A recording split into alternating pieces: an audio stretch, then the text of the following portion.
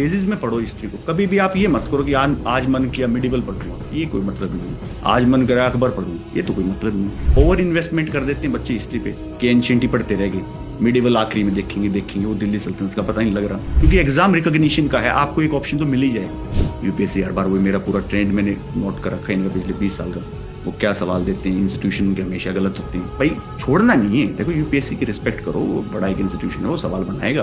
वो विजयनगर किंगडम में बना रहे तो छोड़ के मत जाओ। ऐसे अगर पढ़ सकते हो तो हिस्ट्री को रेगुलर पढ़ो। वो होता है लोग पढ़ते हैं हिस्ट्री, बहुत पढ़ा है, एक वो है, मतलब बहुत टाइम कंज्यूमिंग होता है हिस्ट्री।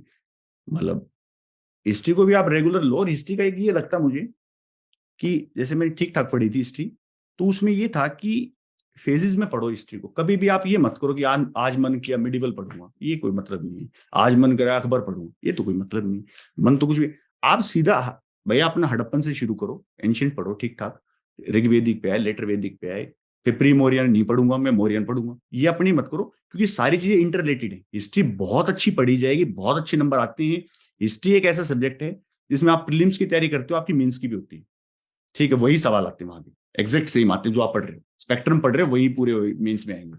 ठीक है, हिस्ट्री आपको पूरा वो देता है, डिविडेंड देता है। तो हिस्ट्री को फेजेस में पढ़ो, एंशियंट को अच्छे से खत्म करो। क्योंकि यार मान लो मैं आज मन किया मौर्य पढ़ूंगा, फिर मन किया गुप्ता पढ़ूंगा, मैंने पोस्ट मौर्य छोड़ दिया, पर गुप्ता की बहुत सारी चीजें पोस्ट मौर्य से रिलेटेड है। ठीक है, तो आप छोड़ मत लो, क्योंकि स्टेटमेंट बेस्ड वाले जो क्वेश्चन आएंगे तो दिक्कत हो जाएगी। फिर साथ के साथ ये तैयारी भी एक साथ चलती है, इंटीग्रेटेड वे होता है कि आप प्रीलिम्स के अलग नहीं कर सकते, मेंस के अलग नहीं कर सकते। जहां एक साथ हो तो कोशिश करो कि एक साथ ही खत्म हो। ये ना हो कि आपने प्रीलिम्स की कर ली फिर आप दोबारा उसको हिस्ट्री को उठा रहे हो। ठीक है, एक ये तो है, हिस्ट्री को फेजेस में पढ़ो। और मैं देखता हूं कि ओवर इन्वेस्टमेंट कर देते हैं बच्चे हिस्ट्री पे कि एंशिएंट ही पढ़ते रह गए, मिडिवल आखिरी में देखेंगे वो दिल्ली सल्तनत का पता नहीं लग रहा, वो उसका पता नहीं लग रहा, रीजनल किंगडम का पता नहीं लग रहा। ठीक है, वो सूर एडमिनिस्ट्रेशन क्या था, लैंड रेवेन्यू को पता ही नहीं, वो तो आएगा वहीं देखेंगे। तो वो है कि मतलब उसको आप पकड़ो उन चीजों को ना, कि भाई छोड़ना नहीं है। देखो यूपीएससी की रिस्पेक्ट करो, वो बड़ा एक इंस्टीट्यूशन है, वो सवाल बनाएगा। वो विजयनगर किंगडम में बना रहे तो छोड़ के मत जाओ। ऐसे अगर पढ़ सकते हो तो हिस्ट्री को रेगुलर पढ़ो, और उसको थोड़ा सा देखो कि उसमें एसेंस देखो। इतनी यार वो लड़ाई लड़ी तो पूछते नहीं कि भाई वॉर हुई, अकबर वहां गया, वो वहां गया, वो तो एक आधी बार पूछ लेते हैं पहले।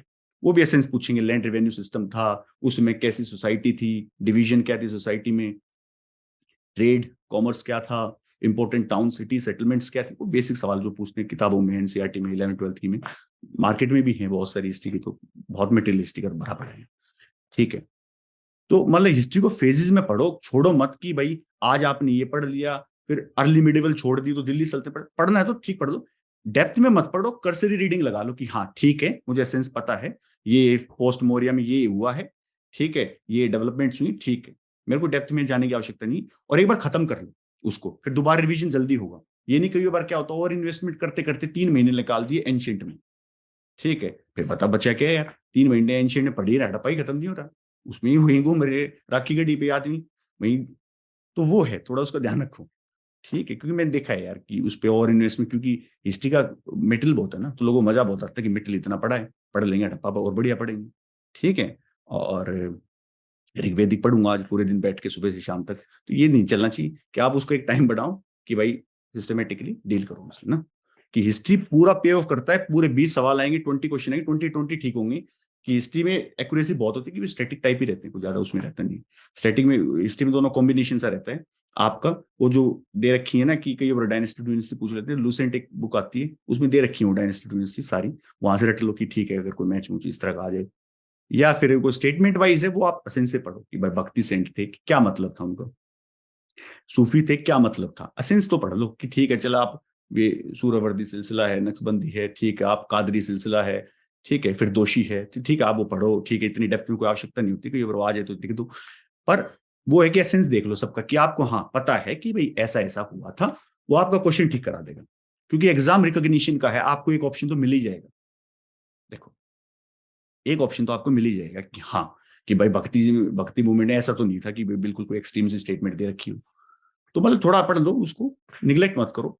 क्योंकि हिस्ट्री में यही देखा गया है कि भाई मिडियल तो छोड़ ही देते हैं लोग, क्योंकि लगता है बड़ी लेंदी है, बड़े रिवोल्ट्स हुए उसमें। तो वो थोड़ा देख लो यार, सवाल आएंगे ये, तो आप उसको, स्पेक्ट्रम हो गया मॉडर्न, मॉडर्न के लिए स्पेक्ट्रम ठीक है, पर उसके भी सवाल जैसे कई बार इंस्टीट्यूशन के आ जाते हैं कि भाई कई बार वो आ जाते हैं कि भाई ऐसे बंदे का नाम लिख देते हैं वो तुमने सुना ही नहीं।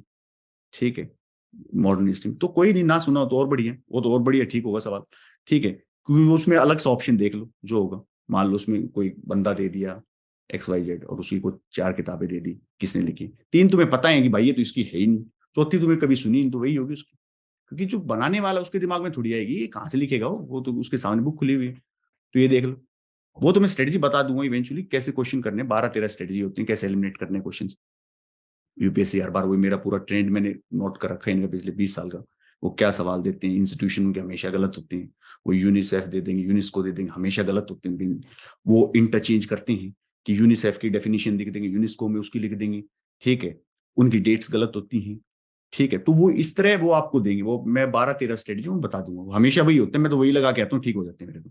ठीक है, मैं एब्सोल्यूट नॉलेज तो मेरे पास भी नहीं, पर मैं ये रिस्क तो मेरे को लेना ही है, मैं वही लगाऊंगा जो वो है। तो वो ठीक ही हो रहा है, वो जिस दिन गलत हो गया तो चलो ठीक है, काम हो जाएगा मेरा। बाकी अब तक तो काम चल ही रहा है।